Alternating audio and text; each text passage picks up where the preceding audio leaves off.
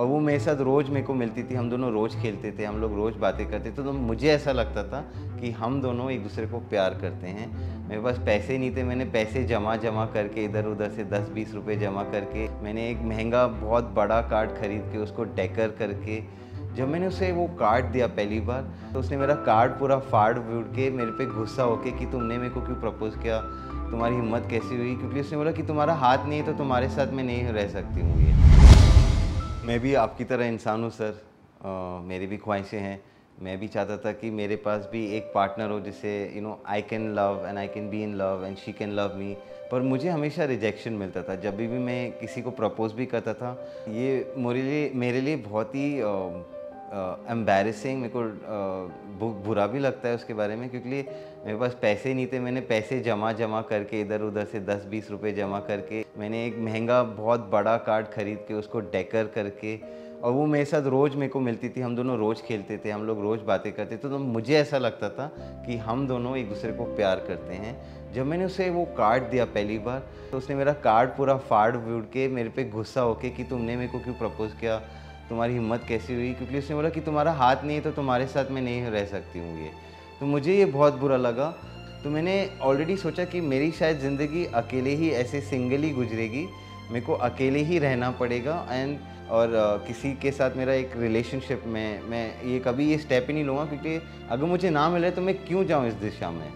मैंने समवेयर मैं नहीं चाहता था मैं अकेला रहूँ। पर मैंने सोचा कि ठीक है, अब यही मेरी ज़िंदगी में है तो मेरे को इससे भी एक एक्सेप्ट करना पड़ेगा और इससे पीस बनानी। तो मैं अपने आप ही रहा हूँ विदाउट रिलेशनशिप।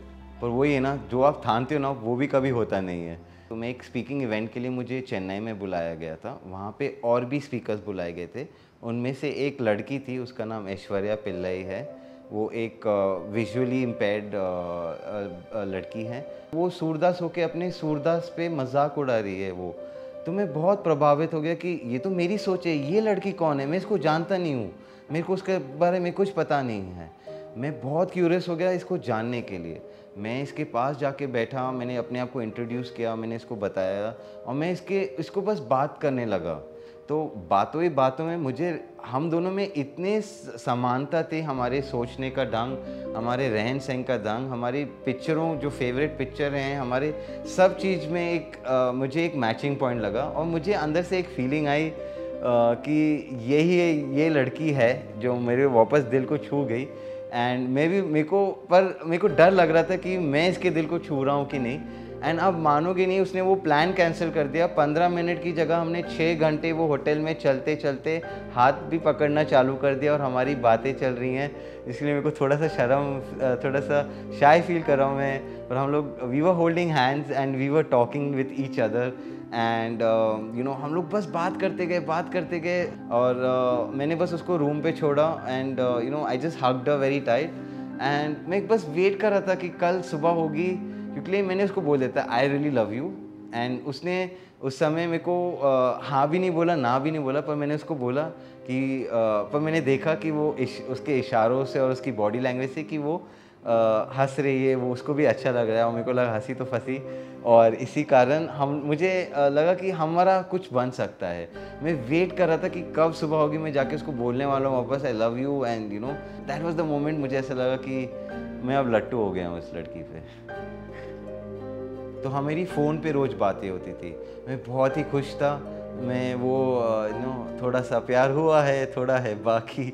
वो कहते हैं ना, वो प्यार बड़ी प्यारी चीज़ है। तो प्यार में मैं बहुत ही एक खुश, एक बच्चे की तरह एक एक्साइटमेंट था। कोई तो है जिसको मैं बात कर सकता हूँ या कह सकता हूँ कि ये मेरा पार्टनर है। तो हम दोनों ने कभी एक्चुअली प्रपोज़ नहीं किया एक दूसरे को। हमें एक अंडरस्टैंडिंग आ गई थी, वी आर पार्टनर्स। तो मैंने इसको कभी ऐसा प्रपोज़ नहीं किया, पर मैंने बोला कि वी आर कपल्स राइट। एक बार पूछा, उसने बोला इसमें पूछने की क्या ज़रूरत है, समझ नहीं आ रहा है। तो ये यहाँ से फिर हमारी स्टोरी स्टार्ट हुई है। फ़र्क बस एक अंडरस्टैंडिंग का है कि आप जब खुद अपंग हो तो आप दूसरे अपंग को ज़्यादा बेटर समझ सकते हो, क्योंकि आप उसी चीज़ से गुजर रहे हो राइट। अगर प्यार है तो क्योंकि सर एट दी एंड हम क्यों एक पार्टनर चाहते हैं? प्यार के लिए। और अगर एबल्ड बॉडी एक साइड रख दें और एक डिसेबल्ड कपल रख दें, पर प्यार ही तो है। तो प्यार में तो कुछ ये है ही नहीं फ़र्क। मैं बस लोगों को चाहता हूँ कि अपने चार दीवारी में से निकलिए बाहर। कैंसर हो गया, जो भी हो गया, सब भूल जाइए, रो के भूल जाइए सब चीज़ें और आगे बढ़िए ज़िंदगी में, क्योंकि आगे बढ़ना ही ज़िंदगी का मकसद है। चीज़ें आती है जाती रहती हैं, पर the show must go on and I never give up and I will never give up. So